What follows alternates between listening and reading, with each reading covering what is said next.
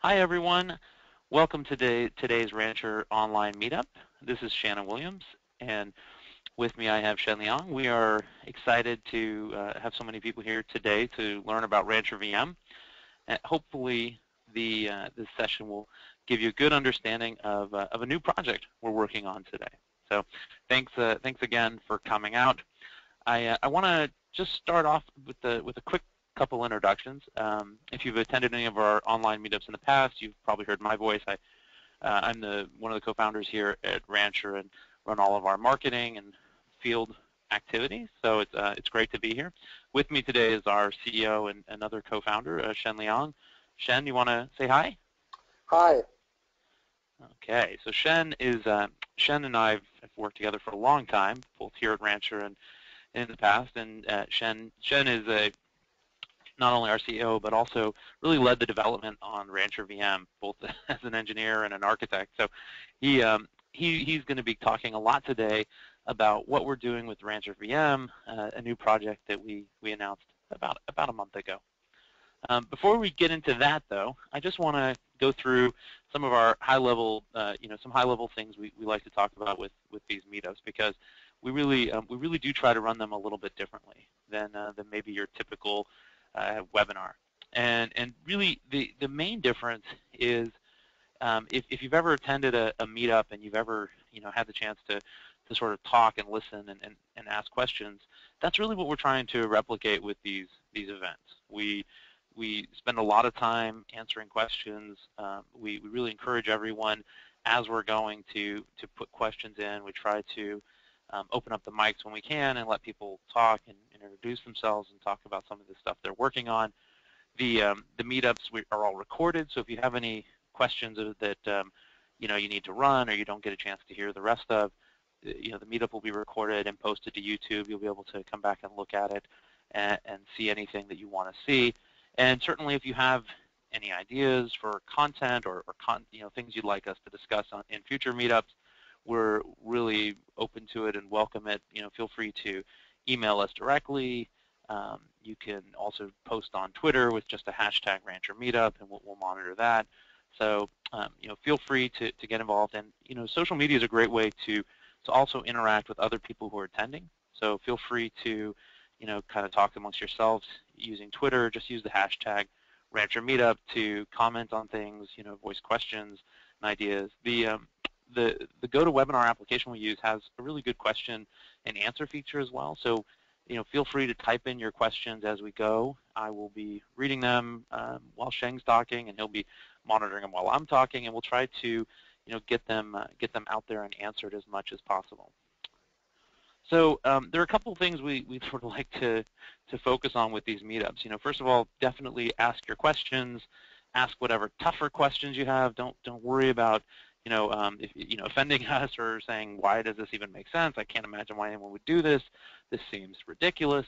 Fire away. I think the idea here is to get a voicing of opinions, not just ours. We'll talk about why we're doing what we're doing, but we really want you guys to have the floor as well. We're going to demo a lot. We always demo a lot in these meetups, so we'll be going through the agenda in just a minute, but we're going to show you a lot of different things and that we think are pretty cool about RancherVM, and we'll be giving, we'll showing a little bit of how, other things we're working on like RancherOS and Rancher progressing and how these pieces, are, kind of related to one another and coming along.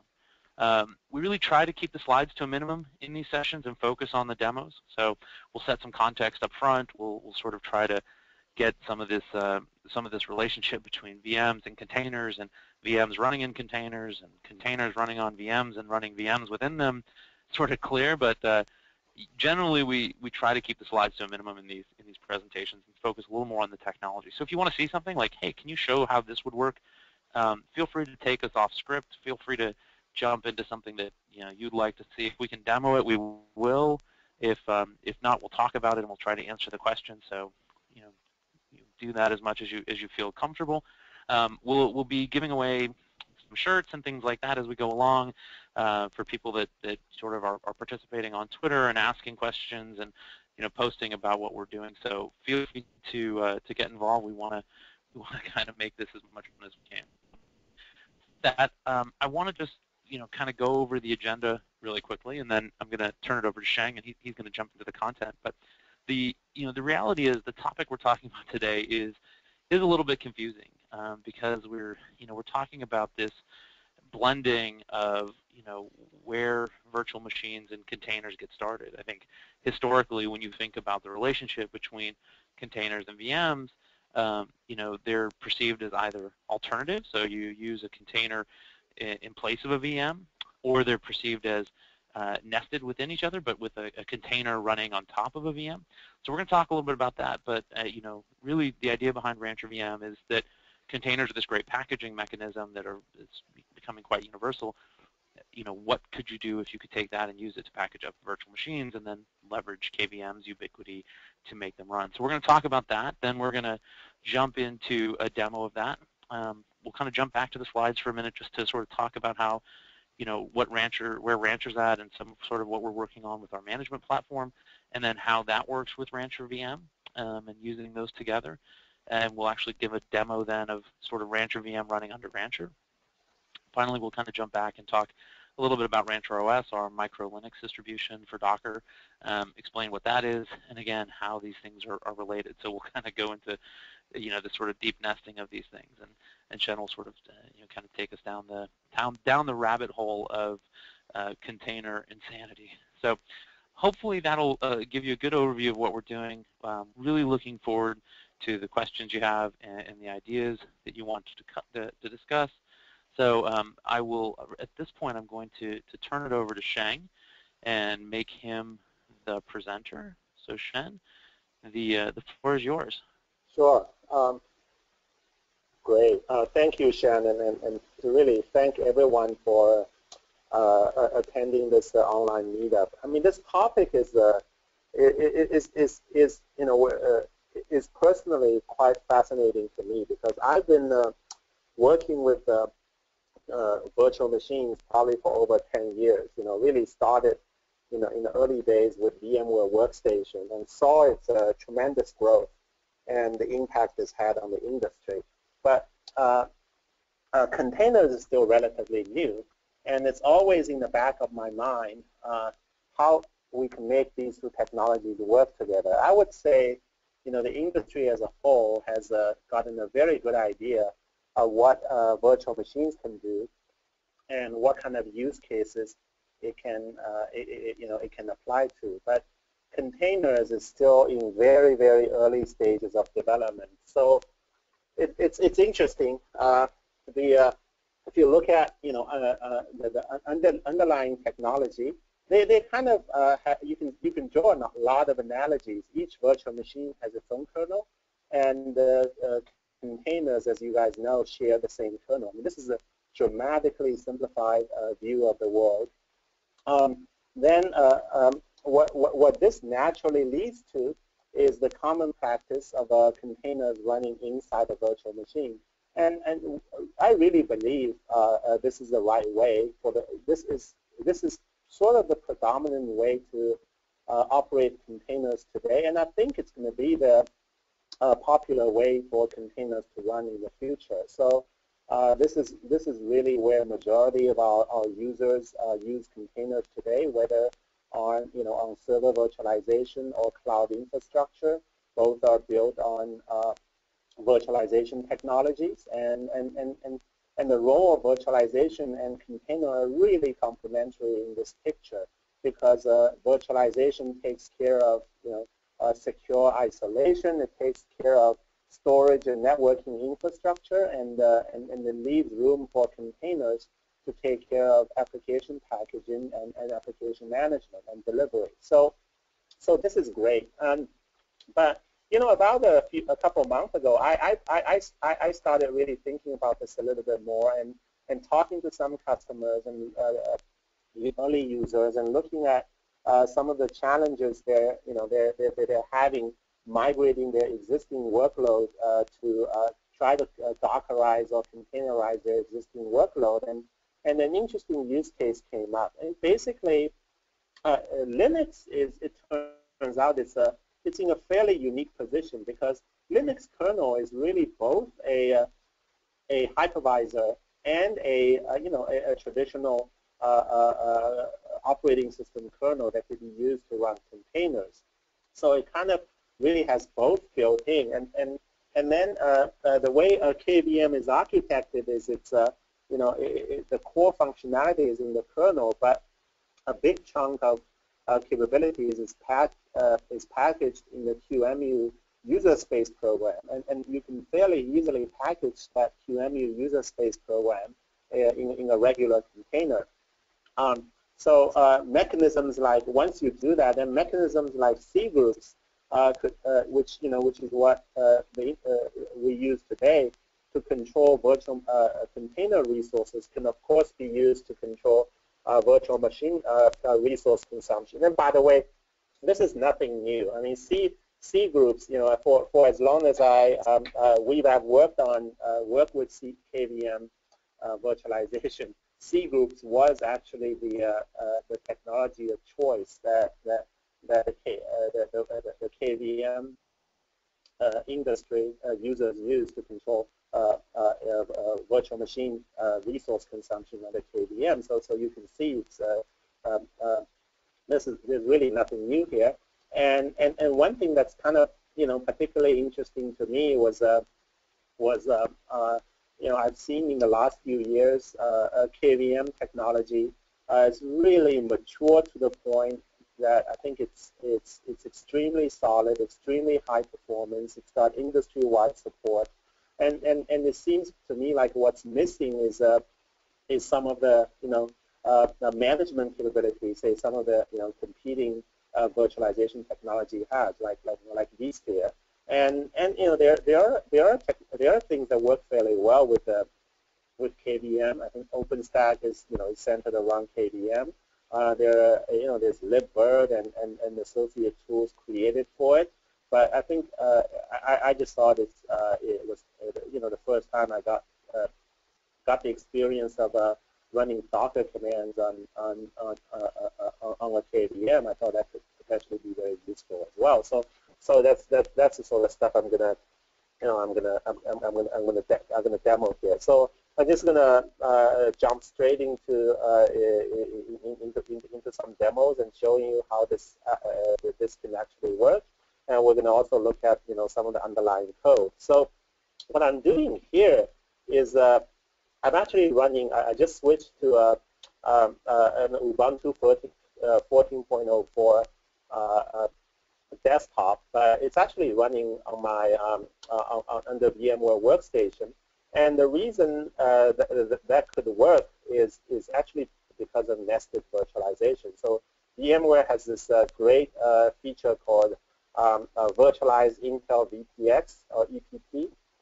And what that means is it basically through VMware Workstation, this Ubuntu this Ubuntu Linux installation is actually really seeing a virtualized hardware that's capable of support hardware virtualization. So so that's why I can type things like KVM OK.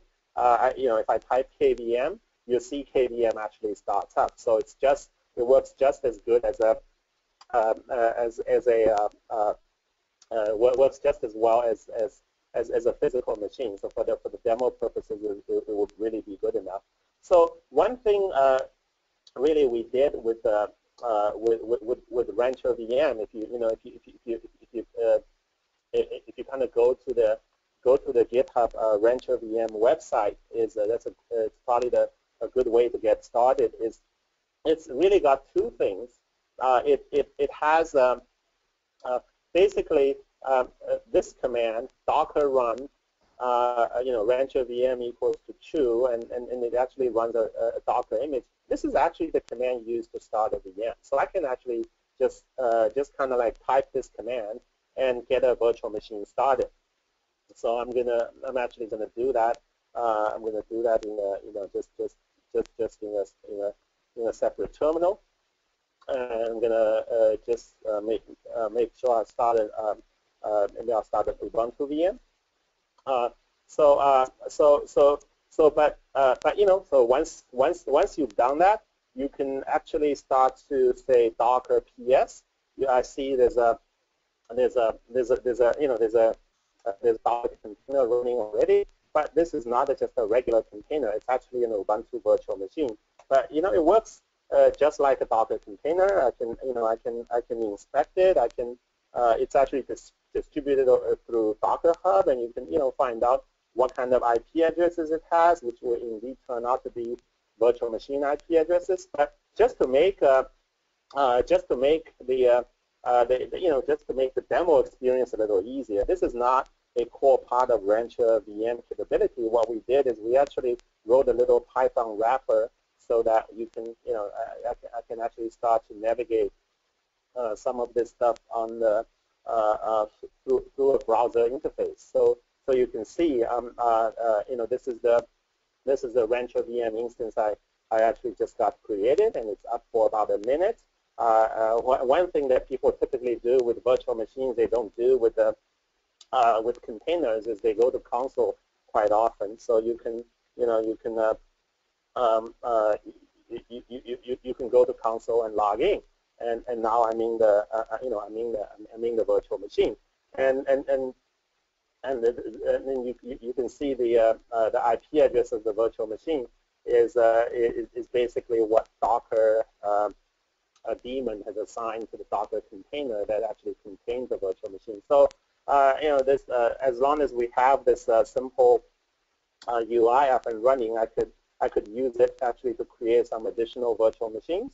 And I'm just gonna maybe create a second Ubuntu virtual machine, and it's really pretty fast because starting a virtual machine now is just like starting a container, and you can see now this virtual machine is booting up. One of the things that virtual machine that enables us to do that container does not, if all we're doing is just starting a Ubuntu instances, it's probably not very different, as you can imagine, from starting from actually just starting from starting container instances. But I mean, this stuff really becomes a lot more useful when the images that they're operating systems that Docker doesn't yet support. So I'm gonna just, show you say maybe we can start a Windows instance as well as a Linux instance, and I can't really create a Windows instance image and then put it up on GitHub for everyone else to actually start, but because Microsoft doesn't really allow anyone to redistribute Windows images, but I've got actually instructions on our website actually talking about how to create Windows images, and there's actually made a video about that. So if you kind of follow, if you're at all curious, you can just follow the instructions about how to create Windows images. And let me see. So yeah, it's available straight from the README document on the GitHub site.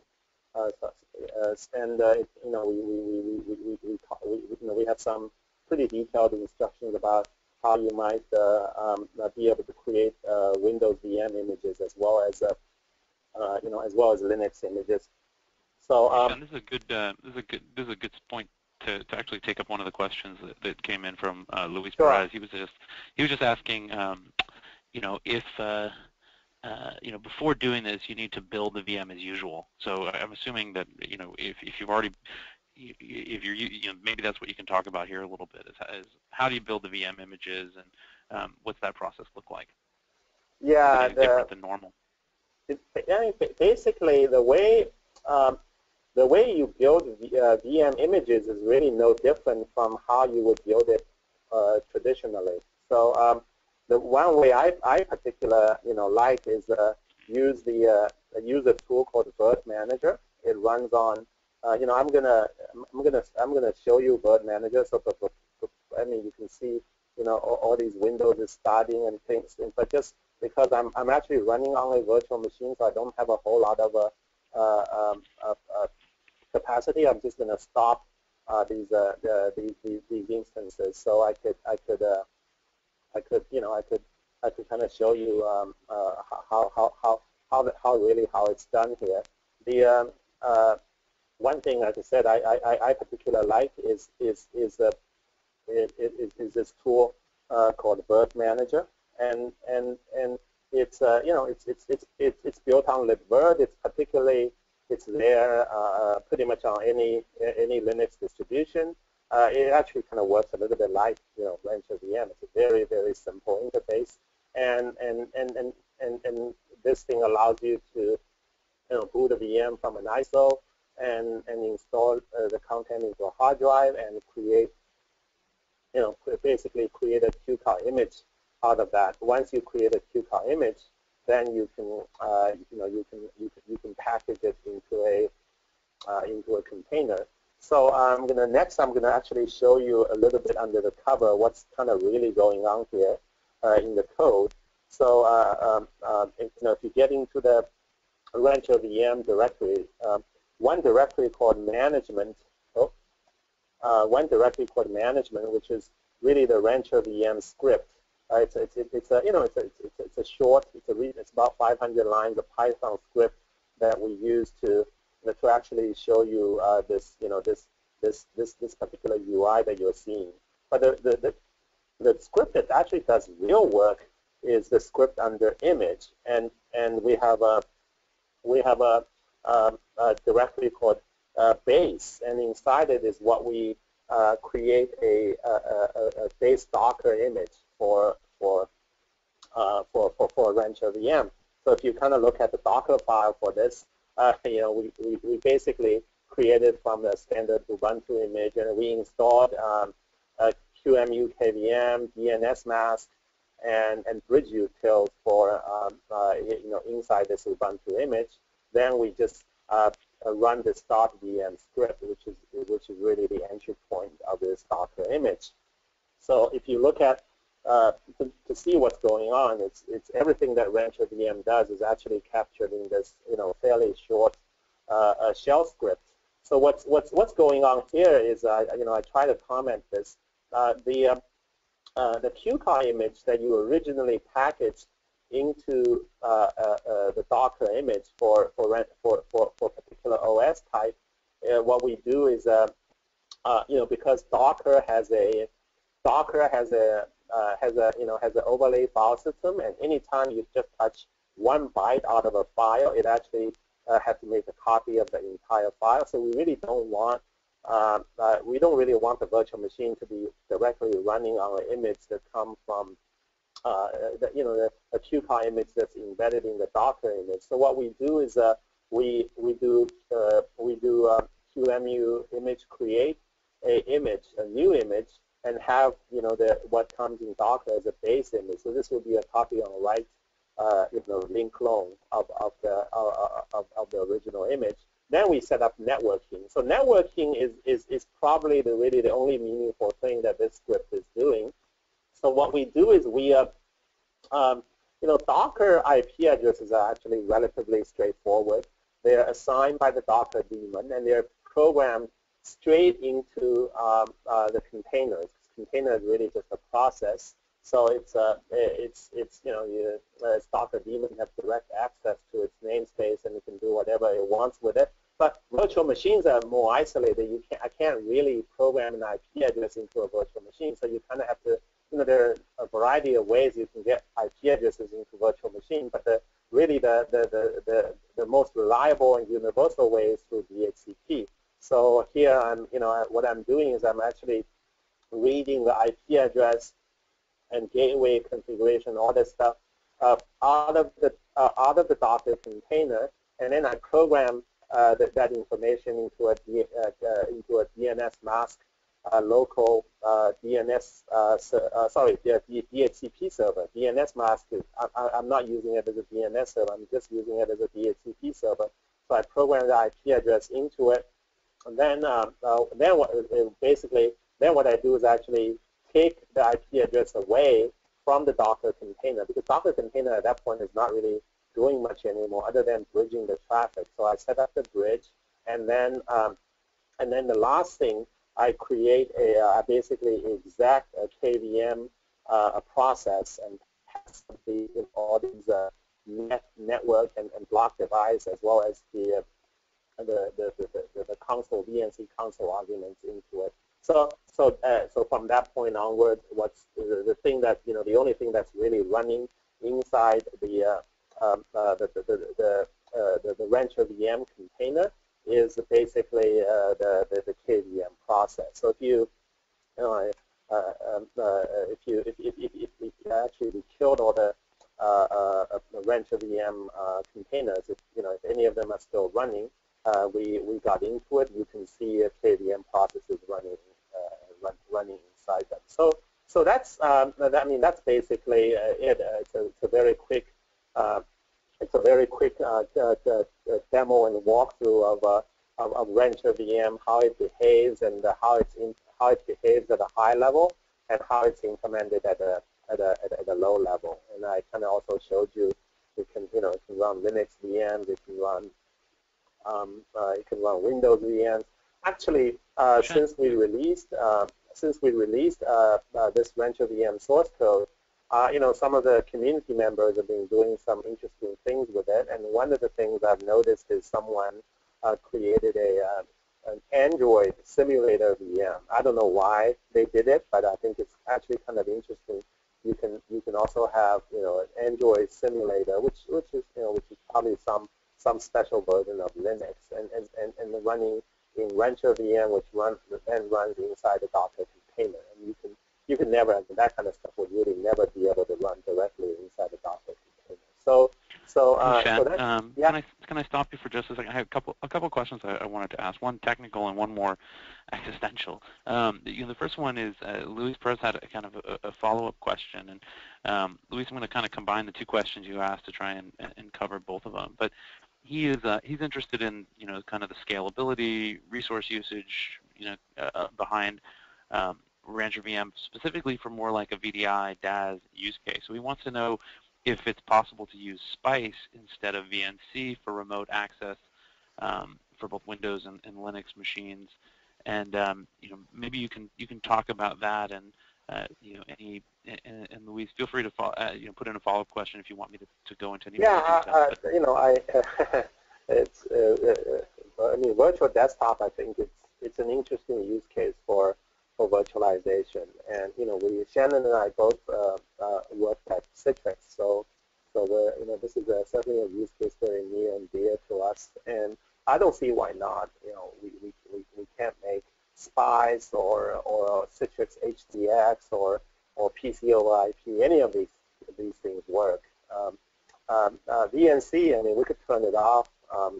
We could still keep it there for debugging purposes, but certainly VNC would not be a great virtual desktop experience. So yeah, I think it'll be. I mean, if anyone has any interest developing a VDI infrastructure based on Docker, then managing lots of virtual machine instances, I think that could be interesting. You could definitely reach out and love to chat with you more about it.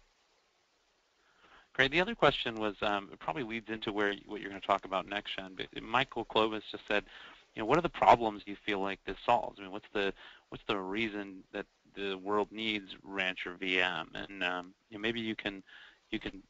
I know you've got some slides and stuff that you might want to talk through. Yeah. So good. So this is a great leading to the next one. And the reason honestly, the reason we got into this was one of the customers we were talking to, and they really had they were really kind of struggling to adopt Docker containers. They like containers. It works well in their DevOps environment, but they just had a lot of apps that they're not going to be able to containerize anytime soon. And some of them are Windows apps. A lot of them are Windows apps. So I know Microsoft is working closely with Docker, with the community to create containerized version of Windows, and I think that would be great. I really look forward to it. But if the whole problem is about legacy, a lot of times even porting an app from from one version of early version of Windows to a later version of Windows is a bit of a challenge. So if you kind of look at I would say the most popular use case we've seen is really some kind of a bridge from the past to the future. We all try to I think we all love the Docker way of doing things, the container way of doing things, believe it's the future, and there really not a whole lot of downside if you just truly adopt that. But the world at large is not quite ready, as we found out. So that was actually one of the reasons initially created a lot of discussion. And second scenario we've seen is just people had a need to run untrusted workload in containers. So like imagine if you were doing a good example might be if I'm doing a continuous integration service and I want other people to be able to upload arbitrary scripts and run inside my environment, and I want basically to have make sure these untrusted things are because they could be running unit tests or whatever. I want to make sure these things are properly sandboxed and isolated. And containers, like I know Red Hat is actually with SE Linux, it's kind of making a lot of progress along that direction. Docker cares about that as well. But clearly, like at least today, the state of the art is isolating a Docker container workload is just not nearly as easy as just isolating a VM where you just kind of control networking, storage, CPU use, memory use, and that's it. It's just a different machine, right? So the attack surface is a lot simpler. So I've seen some interest from that direction. And the last direction is I would say they're just the world has a lot of virtualization admins and most of them, of course, run vSphere, and many of them actually are aggressively looking for alternative. And I think Docker container, that's kind of being, I think that's a viable alternative to VMware, but I think in most cases it's kind of still be viewed as a bit of something that's more complementary. It can run on VMware, it can run on cloud, it can run on bare metal. But what a lot of people like about things like KVM and OpenStack is it could potentially give them a more DevOps-friendly, developer-friendly, command line-driven kind of experience to just manage virtualization. And these are the people that say for whatever reason they're still doing virtualization, so I think the last use case we've heard is pretty much the Docker ecosystem was able to develop a rich set of management tools in the last few years, and I think the KVM community could probably benefit. The KVM management tools are just not, in comparison, just not very good. I think OpenStack is good, but it's also very heavyweight.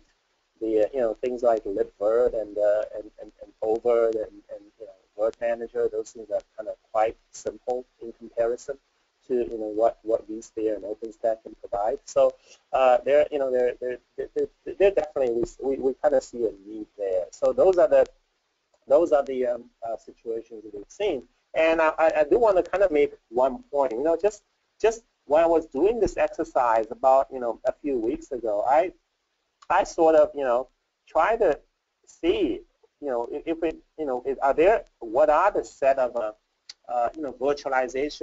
virtualized workload that I thought maybe RancherOS could help host. So I kind of went to there actually since we've been in virtualization for a while, as far as I'm concerned, there are 4 predominant sources of virtualized workload today. So people who actually taken bothered and made the effort to package up a lot of applications and put them in a virtual machine. So so one is, of course, the VMware Virtual Appliance Marketplace. It's been around for over 10 years.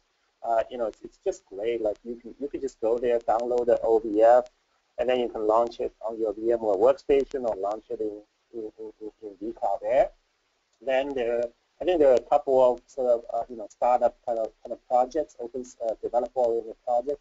There's Linux, and the other is Bitnami. Bitnami has been tremendously successful, actually, staying in this business of just creating really polished images, virtual machine images for different kinds of workloads.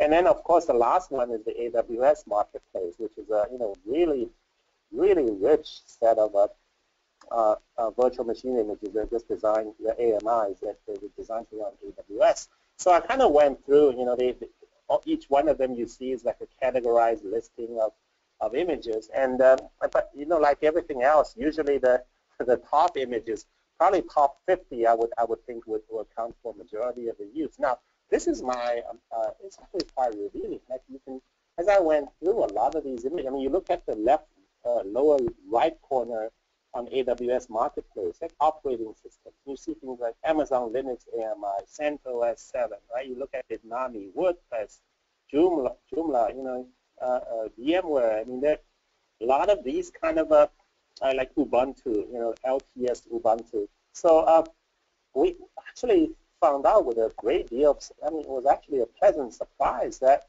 a lot of these most popular virtual machine images are actually available as Docker containers today. So I think, this whole industry of virtual appliances probably will be largely superseded by, Docker containers in the future, especially as new applications are developed. So we're definitely not, proposing we should, go back and use something like RancherVM to package up your applications if native Docker container already works. And I think that's always the preferred way to go. But but once in a while though, you find an app, say like the other day I downloaded an app from Turnkey Linux which does some LDAP, very complicated like LDAP AD kind of thing needed for testing. So, but it's in a virtual machine, and I ran it, and then it was very easy for me to package up in RancherVM and turn it into a container. So sometimes it's useful for that kind of purposes. Hey, so hopefully this helps answer the question the gentleman just asked. Hey, Sheng, can you hear me? Michael sort of had a follow-up question to this, and I think it's a good one. He was asking, how do you see, RancherVM and some of this thinking fitting in with Docker Swarm, Docker Machine, et cetera? And maybe you could add in there Kubernetes and, Mesos and other type of container orchestration and management tools. So could you maybe talk about a little bit about that? Yeah, I think so. This is a really good question because it kind of leads to the next section I want to talk about. Is, remember the third case I said use Docker tools for KVM management. And by Docker tools, I don't just mean Docker Run or Docker Hub. It could be Kubernetes, it could be Mesos, it could be it could be Docker Swarm, Docker Compose. So you can actually compose a multi-VM app using Docker Compose. So I thought that that kind of becomes more interesting. And in fact, that's exactly what I think these options are open, and I'm exactly what I'm going to talk about next, because Rancher, as you know, Rancher Labs, we make a Docker management product that integrates a bunch of technologies, and we just developed a bunch of technologies. So I've been also experimenting with if it would make sense to what it would be like to run RancherVM under the Rancher management platform. So Rancher as a management platform was basically designed to enable people to put Docker containers in production at large scale. I mean obviously if you just want to perform a small-scale development task and you run it on a laptop or a single AWS instance or GCE instance, I don't think you need any of these things like Rancher or Mesos or Kubernetes, or Swarm. But as the scale gets bigger, the demand for orchestration starts to appear. And Rancher, actually took a fairly unique approach to the problem of orchestration. So one thing that we've heard from a lot of users of some of the existing orchestration tools is there's always danger of orchestration tools becoming extremely opinionated, meaning they enforce a very strict and specialized way of defining apps, performing upgrade, distributing code, sort of kind of pull you down the path direction. So so what Rancher we did is we made a very strong commitment early on based on really requirements from users who just love the Docker native experience, whether it's command line or Swarm or Compose, and we just kind of focused on a set of infrastructure services to make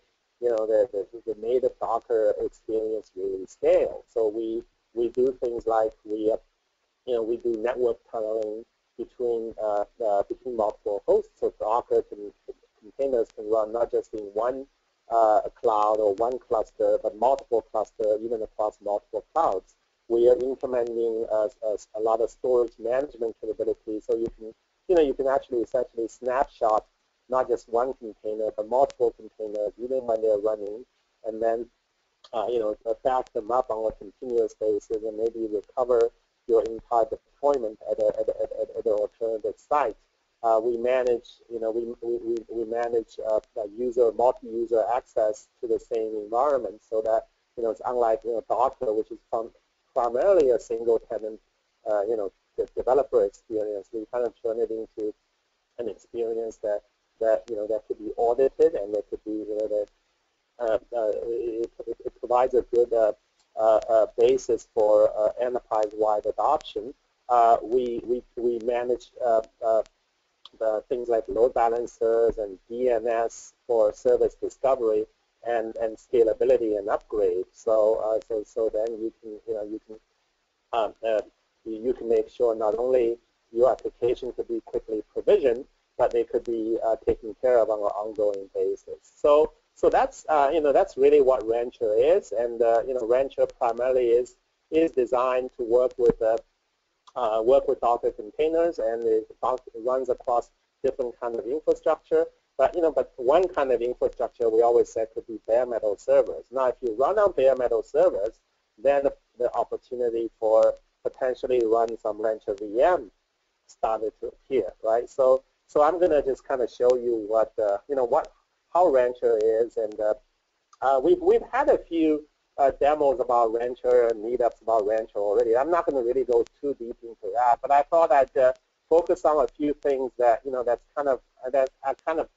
I personally particularly like about Rancher. So when we designed the Rancher, we kind of took a different approach. One thing we realized was a lot of these tools that exist today are actually quite complex. They're not just complex in introducing these concepts of sometimes what's an app, what's a service, what does service discovery mean, but also they're just way too difficult to set up. So I feel like and in the age of containers, that shouldn't really be the case. So one thing we did, I think, very successfully with Docker is really starting Rancher is really just this one command. I just type Docker run, and I put it back in the daemon mode, and I mapped the port 8000 because at 8080 it conflicts with the with the RancherVM app I just started, because I'm running everything on a single host, and I just say rancher/server. So I've got if you say Docker PS, you can see the server latest. That is the Rancher container that's already running, and it's starting already. If I can show you, I can show you the start scripts. So it's still just sort of getting started. Let me see. Yeah, and it's loading the system, loading defaults, loading types. So probably would take just about maybe another half a minute to start. I think, let me see if I've got enough memory and disk on this machine. And I'm trying to cram a lot of usually a Rancher startup it takes just a few seconds, but I think I'm overloading the machine a little bit too much. So but it'll start shortly. So I'm kind of deliberately going through this process of starting from scratch. So I think it's almost there. Yeah, so it's starting on port 8080. So I'm gonna connect to it. So remember, I mapped it to port 8000, right? So I'm gonna have to connect to port 8000. So I got Rancher started, and right now it's really got no host. So I'm gonna add a host, and it's asking me, because I visited his local host, it really wants to know what the IP address of the host I'm running on is. I'm gonna just take a look to make sure what host I'm actually running on. I think it's 111.158. So I'm gonna and port 8000. So so you can see, I mean, Rancher let you add a host from a variety of sources. We integrate with Docker machines or anything that Docker machine supports. It's basically transparently supported by Rancher. We provide a better UI for some of the more common sources like DigitalOcean and Amazon. But for this, I'm actually just going to add this host itself. I'm really going to try to pile on to this to this host that's running RancherVM. So hopefully it doesn't explode on me. But we'll see. It should. So I'm gonna kill the log, and instead I'm gonna I'm actually just gonna run the Rancher agent. So the Rancher agent got started, and if all goes well, I should really see the Rancher host start to show up in the console. Let's give it a few more seconds, because again, like I said, the machine is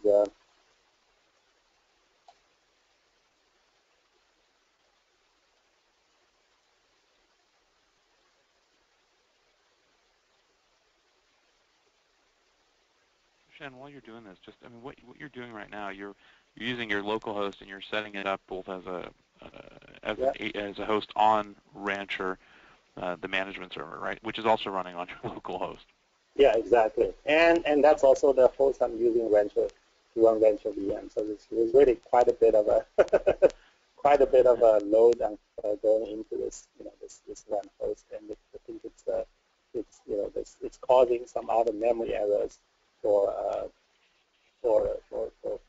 some of my other things. I'm just gonna quit some other things, and so I'm gonna show you Rancher. One thing that people do is say I can start a test container pretty easily. I'm just gonna create a Ubuntu container, and creating a container is fast and it's easy. Rancher doesn't just create a container. You see, we also created right next to it a network agent. So we're applying the overlay network transparently to all the containers you create under Rancher. So the network agent is already started, and the test container is being created right now, and it's created.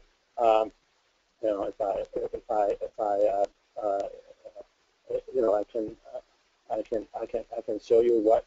So it has what kind of IP address it's got, and it actually we assigned both the standard native Docker IP address as well as the 10.4 IP addresses to the container. Show you here. So you can see this this Ethernet port actually has both IP addresses, and that's why I can both work with the native Docker capabilities as well as now it's also being bridged to a 10.4 10.42 network, which could span across multiple hosts and multiple clouds. So the 10.42 network is actually managed by Rancher. Now, this is the real test. I'm going to try to actually start a Ubuntu VM instance. I've started an Ubuntu container instance. So let's see if starting Ubuntu VM instance would also work. And this is, for now, I'm just kind of playing with it. It's not really a common use case.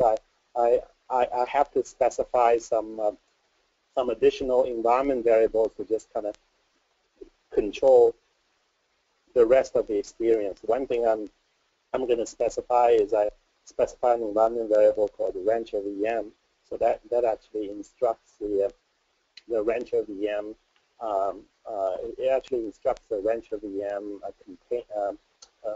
the Python script to pick it up, so it displays it as actually as a virtual machine.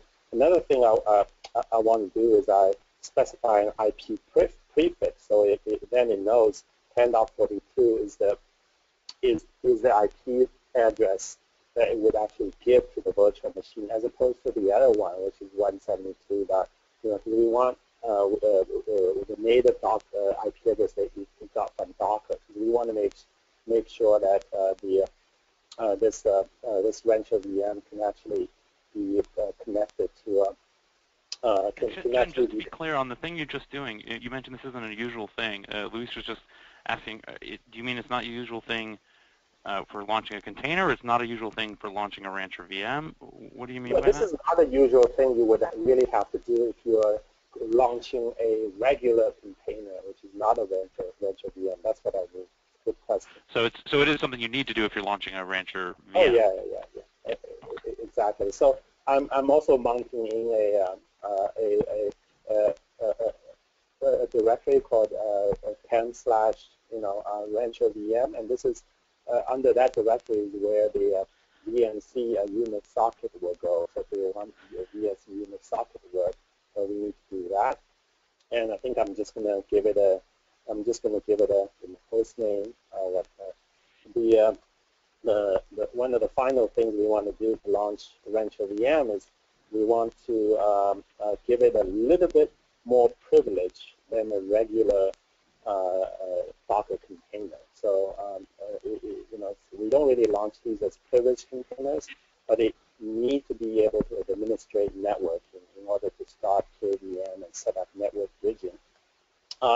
Finally, we pass a couple of devices into the container. One is dev KVM. The other, of course, because that's what's needed for QEMU to start. And the other is we pass the tunneling device. That's what's needed to ensure network bridging for virtual machine works. So that's it. I mean, that's what we would do to actually create the RancherVM container, and it's starting. If I still have enough space, and it should be started okay. So what I'm going to do is I'm actually going to go back to, I think I killed the RancherVM thing because for the lack of I'm going to restart the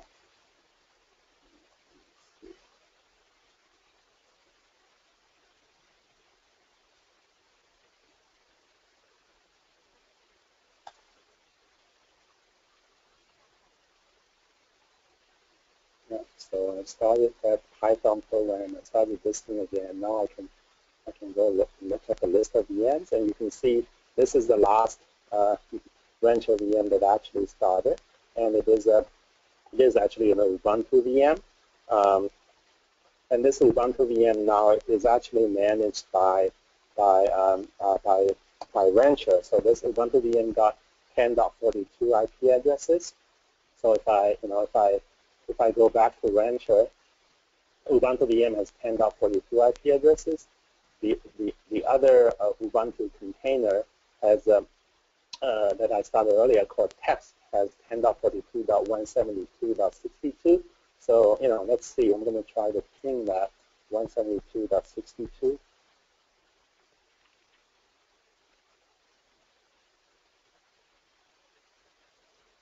Make sure I got it right. Yeah, 172.62, and it should just work. So you can see I actually have a VM that's being, orchestrated and managed and networked by all of these Docker, very sophisticated Docker orchestration capabilities, and it's basically side by side next to a regular Ubuntu, and you can kind of tell the difference. One difference you can tell between a VM and a regular container is how much stuff is running into it. You can see it goes on pages and pages. That's why Docker is so popular. It went on for 3 pages, even though this VM is doing nothing. I already had almost 80 processes running just to get a VM started. Now I'm going to show you, the other, the Docker container. It's just so much cleaner. Like you can see, it's got 3 processes. It's really only supposed to have 1 because as I start this shell, it started a bash, and I type PS because then PS is one of the processes. So that's the difference, right? You see how clean the Docker container is versus a legacy virtual machine. But sometimes you got to work with legacy virtual machines, then you can use RancherVM for it. You at least get the benefit of all the management capabilities we built up for Docker. So that's it. That's what I want to kind of show you of running RancherVM on the Rancher. And you can extrapolate this, and you can imagine RancherVM will run, the same under Mesos or Kubernetes or Fleet. I mean, it should just all work. Just a follow-up question from Michael. He just asked, he said, when you're using these monitoring systems, if you're creating microservices and deploying via Docker, how are you helping with service registry, discovery, health, and balancing? So, I think, if I'm not mistaken, Michael, that's a question about Rancher, and how is Rancher doing those type of functions like service delivery and entry? Yeah, I could talk about that. So, this is a feature that's still really under development today. So what environments? What we do is under Rancher, we're creating a concept of deployments, what we call environments. And what you can do is you can deploy a Docker Compose templates, which consist of a set of Docker containers, not just one, but a set of Docker container images into an environment. And then then what Rancher does is we set up the DNS configuration for each one of your internal-facing containers. For the external-facing containers, you want web traffic that comes to it. We also help you set up load balancing. So we have a load balancing service. Again, it's not really set up in here, but this is, like I showed you earlier, this is a brand new, Rancher setup. So, so basically, Rancher automates the deployment of, service discovery in 2 aspects. One is all this, the ability for these containers to find each other. If they're just, facing internally, they're just used to implement internal services, microservices used by the application itself. And then some of these microservices, some of these containers, you want to expose it externally. Then Rancher manages. We actually have a load balancer implementation that comes with Rancher. It's, we have an HA proxy instance running on every host, and that could be programmed as an external-facing load balancer, and we would automate that portion as well. And you can imagine once we kind of control the internal DNS and external load balancing, it makes scaling very easy. Maybe you start with, say, just 5 containers implementing a service. Now I've got 10. I'm going to scale it up to 10. Then what I would do is I would go to update the DNS server and the load balancer just to include the 5 additional containers. Or, I had the 5 old containers running. I want to now run a new version of the application. We can orchestrate that and do a rolling upgrade or blue gray upgrade. I mean, that kind of those kind of operational practices in Rancher as well. So that feature is still actually under development, and it should be it should be really ready to demo by the next meetup, which I think we're going to have in about a month. One of the just on that too, if you're interested in kind of digging into a little bit of that further, we just did a meetup about 3 weeks ago, Michael, that's posted on our blog. You can see the video for it, where we actually spent a lot of time talking and demonstrating those capabilities.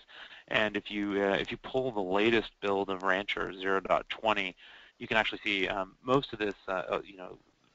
Again, this is all alpha code to begin with, but some of these latest features are all in there. You'll see the load balancing of services, the ability to deploy, deploy and link services, the scaling of services, things like that. Monitoring policies are starting to show up. So you'll see a lot of this stuff. And over the next month, in fact, our next meetup is going to dive into this a lot more, all the way through, taking an existing application made up of multiple services and then upgrading individual services within that application, spawning replicas, directing traffic to those, things like that. So really, it's a great question, right or exactly where we're focused on from a development perspective. Back to RancherVM for a minute, Shen. Ivan had a question. Ivan Makushin had a question. He was saying he'd like to see RancherVM, kind of as a replacement for Vagrant, and being able to use Docker Compose to quickly run a cluster of VMs. Do you see that use case at all? And yeah, I think that would be fairly easy to implement. I mean, I'm not sure as a replacement for Vagrant pod. I think but I think there's still some details to work through. There are pros and cons, but I can certainly see, especially in like it basically still all boils down to whether there's going to be any real workload that has to be packaged as virtual machine, and and whether your deployment platform will be able to even host virtual machines. So I think those two things would probably limit the adoption of something like RancherVM.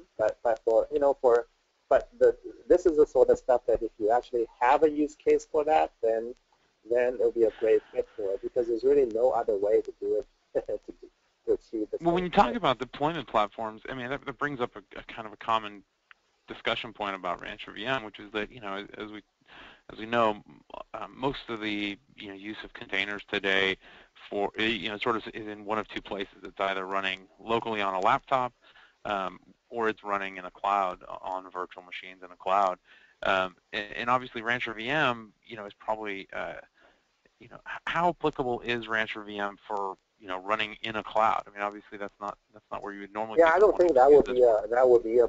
I think that is the primary use case for Docker, but that use case, at least as of today, is just not applicable to RancherVM. I mean, no cloud that I know of really supports nested virtualization. I mean, I actually looked at DigitalOcean. Someone told me they appear to support it, but even in DigitalOcean's case, I think it's a hit and miss. Depending on what host you get, you may get very different quality of support when it comes to nested virtualization. One of the options that does sort of make sense from a cloud, if you're interested in this kind of nesting and stuff from in the cloud economics or cloud, the idea of the ability to just get something for a short period of time that starts to make sense is there is a growing number of bare metal clouds that are coming on. I think for a long time SoftLayer was one of the really only options for doing bare metal clouds, but if you really wanted, if you start looking at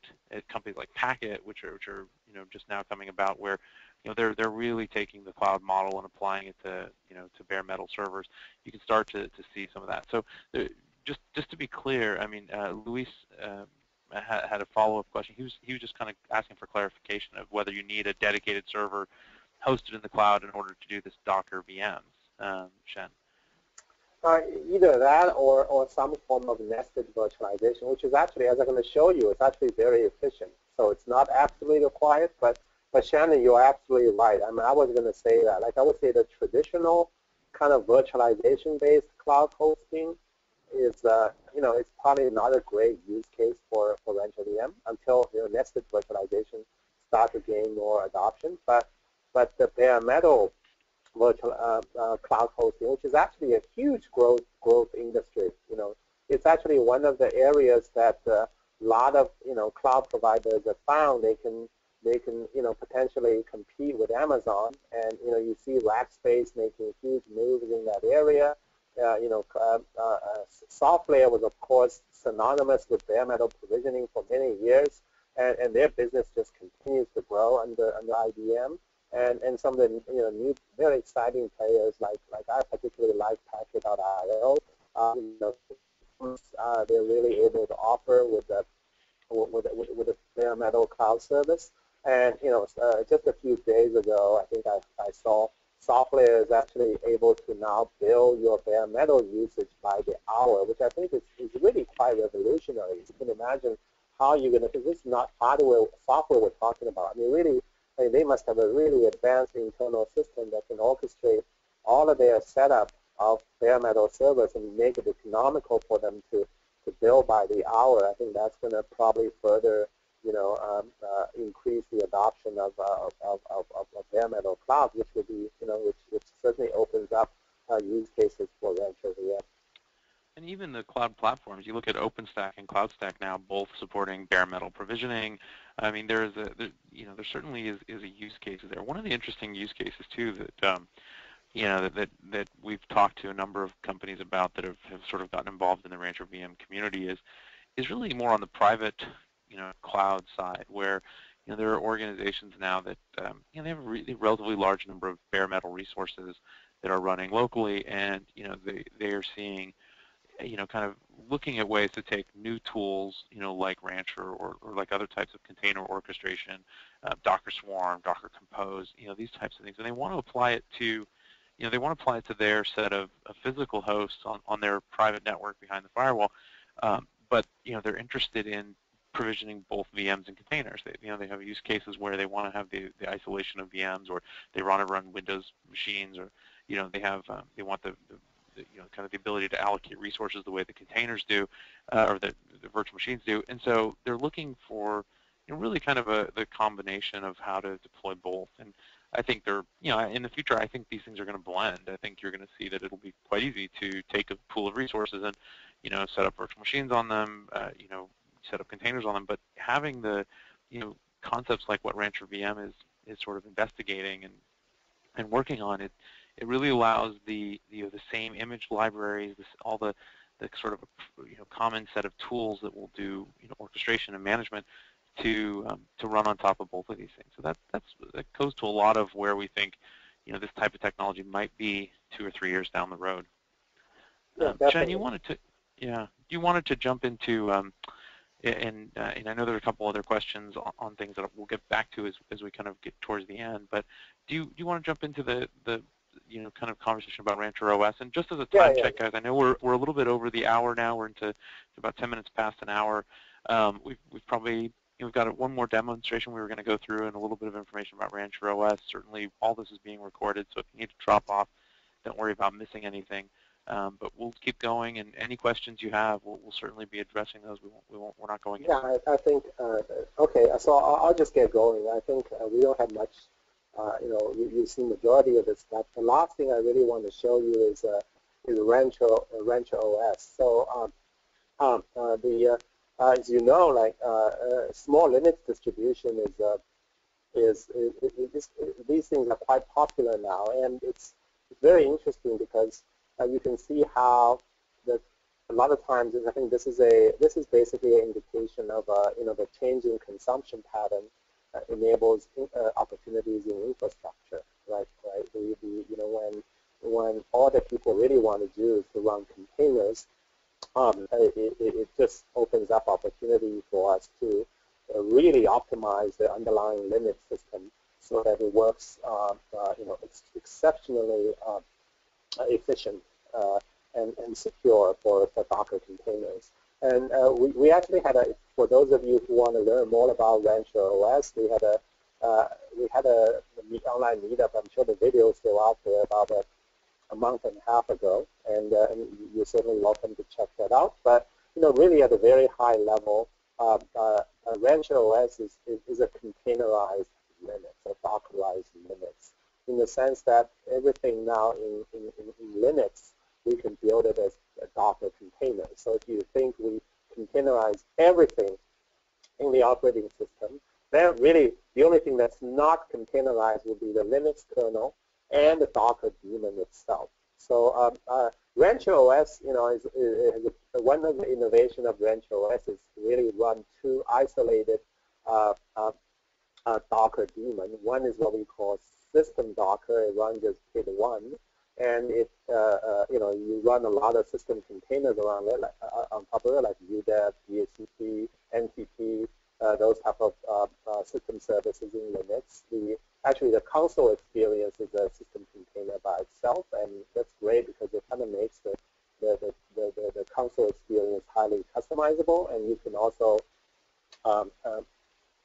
create new consoles, new services very easily by just starting a Docker container like XDV. Could be a system service that just run on Rancher OS as opposed to have to come to build into Rancher OS.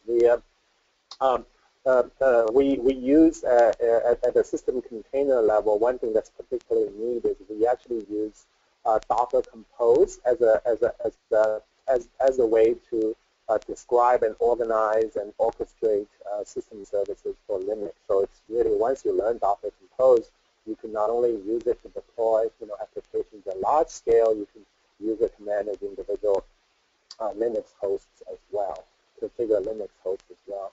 Then one of the special system containers, actually the user Docker container, and inside it, we run a separate Docker daemon that's used to run your applications. And the benefit of that is then they're more secure, more isolated.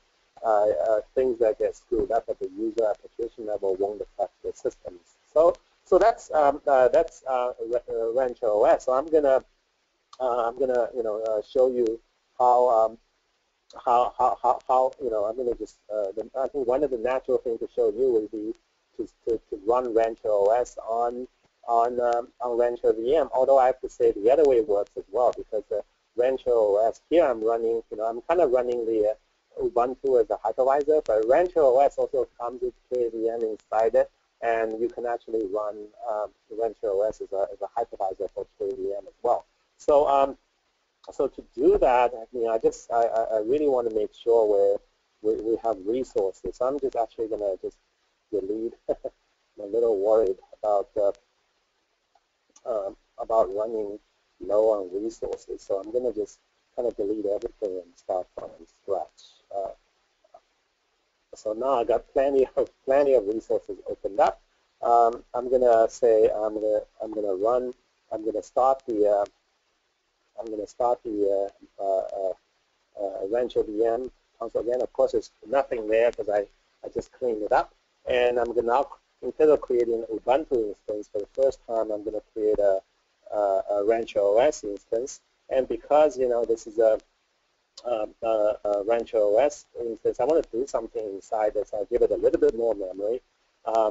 Then I'm also going to maybe map a port.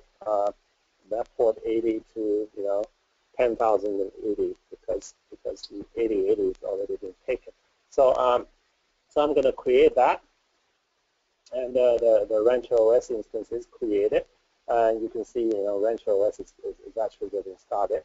You can see the 4 start sequence of Rancher OS here. So Rancher OS today we actually bundle the pretty much the standard Ubuntu kernel. So one of the nice thing about that is Ubuntu has very good hardware support. So so we never really had any problem in recent times running Rancher OS, not just on any kind of cloud, but also on bare metal or any kind of environment. So I've got Rancher OS started. I'm going to log in. So you can see I have I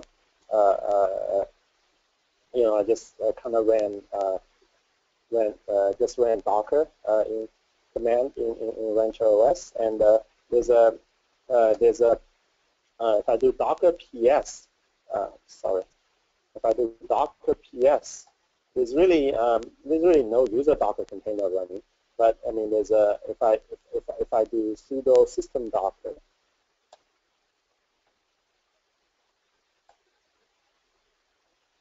you can see actually I have quite a bit of system containers running. One is the console itself, the other is the user Docker container, and udev and syslog are all running. We all got recently started. So now imagine I actually want to do something with RancherOS. Let's just say I just want to run a blog on RancherOS. The typical way, the right way to run an app on OS these days, especially on RancherOS, is of course run the Docker container. So I'm going to do that. I'm going to map, a port I'm going to map port 2368, and I think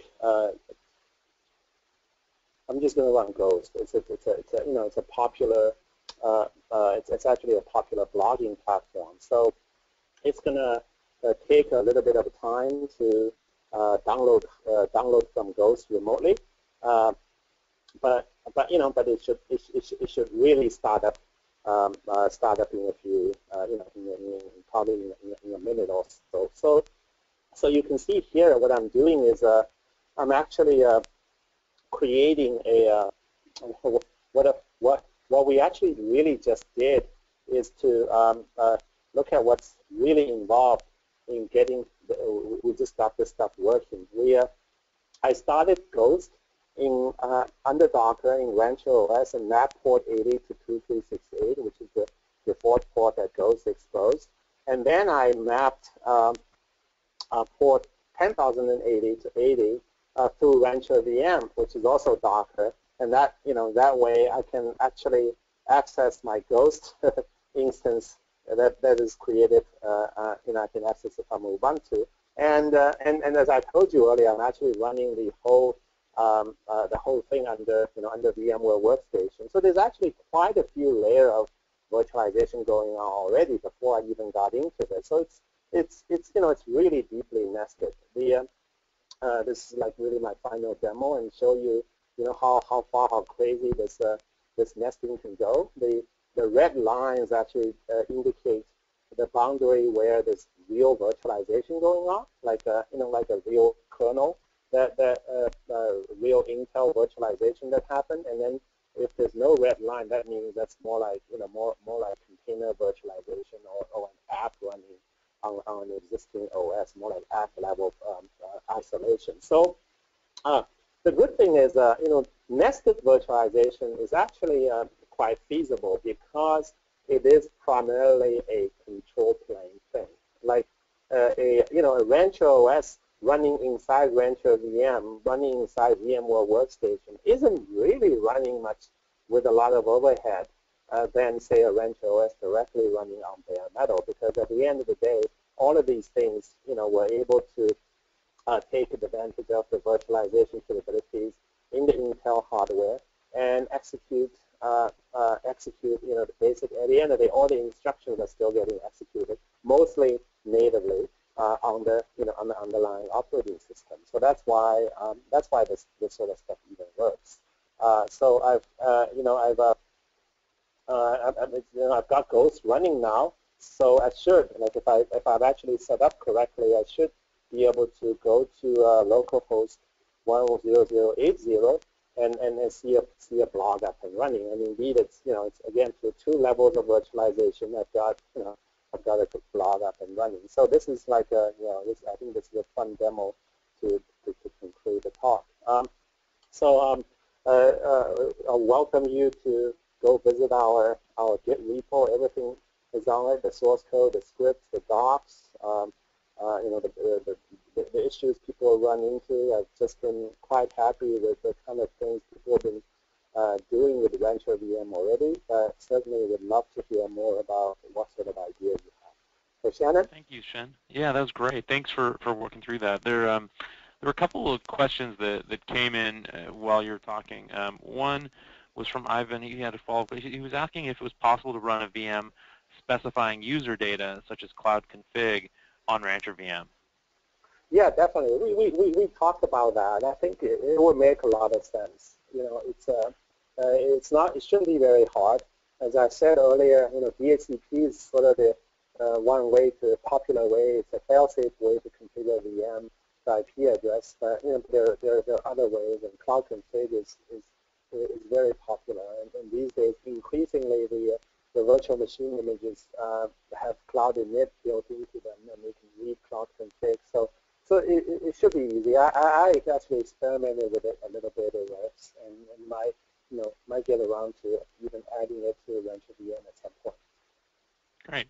And then the last question that's come in, unless anyone has any others, was a follow-up question from Luis, to his earlier question about VDI and DAS, and he was, let me see if I can read it all. He was asking for a VDI DAS type situation, would you recommend using a single Windows or Linux VM per container?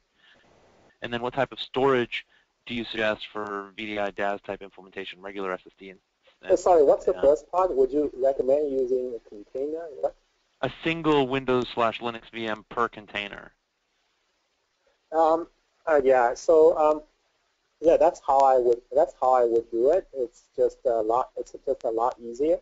I don't see much benefit running multiple one of them inside the same container. Storage, I would probably, given this is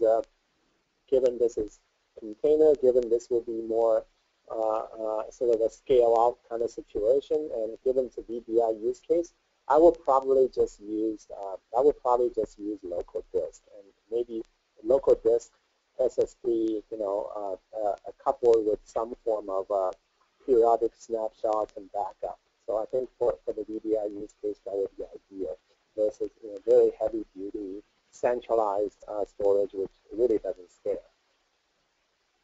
There's one other question that came in from Peter, and there's another question on this thing. Just asking, is Rancher OS similar to other sort of minimalist approaches like Red Hat Atomic or Core OS or Ubuntu Snappy or these things? And you maybe talk a little bit about how they're similar and what makes Rancher OS different than those. Sure. Like I said, for more details about Rancher OS, which this question is addressing a lot more details, please definitely take a look at the Rancher OS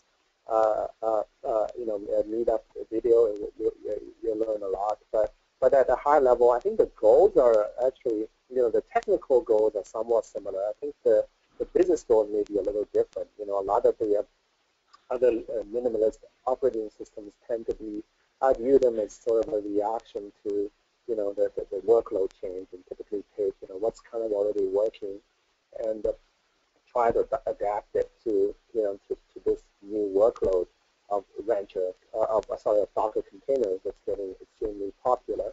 But whereas, with Rancher, we really started with nothing.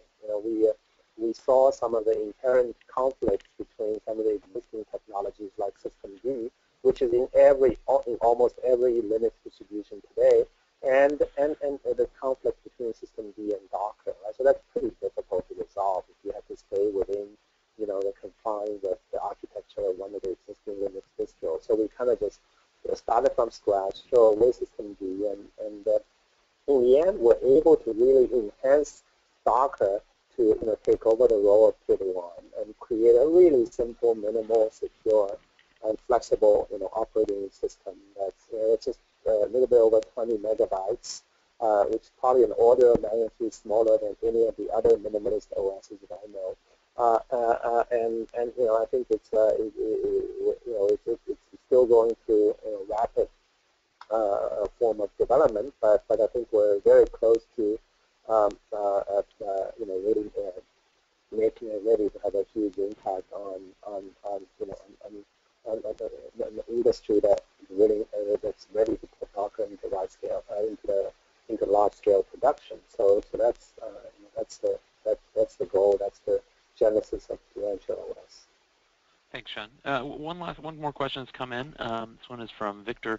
He was asking, how do you mount a new disk in Rancher OS? if you mount it in the console, it's not visible for other containers. So anything you can talk about that? Yeah, mounted new disk for RancherVM. I mean, it really depends on the protocol of the disk that that you have. I think if it's say if it's like a file on a local storage or NFS, I mean, I think we should probably what you can do is probably just mount that file into mount that file in the directory into the container, and then in the container, and then you can just mount it straight from that container. You could probably modify the startup script to to even mount additional on start as opposed to, but with some kind of scripting or API, you can probably do these things dynamically as well. But there are also other ways. Like a lot of times, nowadays what people do is they, instead of mounting disks through storage protocol, I mean they just make shared storage available either through iSCSI or NFS, and then you can just mount these things straight into the guest operating system. So, but if that's not what you want, then I would probably go with the approach of mounting disks into the container, and then have the container expose that to QEMU, to KVM, so that would work. Great. I think that was the last question. So, Sheng, do you want to just jump to the next slide, and we'll wrap up. Thanks so much for showing all of this off and kind of explaining how these things fit together. Just to be really clear, everything we showed today is available under an open source license. It's all available for anyone to use however they like. So we're always interested in kind of hearing how people are doing these things. RancherOS and Rancher themselves are both kind of documented in a lot of detail on our website. RancherVM is still a pretty early project. We just have made the code available. We're working on it, and really kind of seeing what kind of use cases and interesting things people are doing with it. So if you're interested in getting involved, please jump on the GitHub site, put any issues in that you're facing on any of these projects there.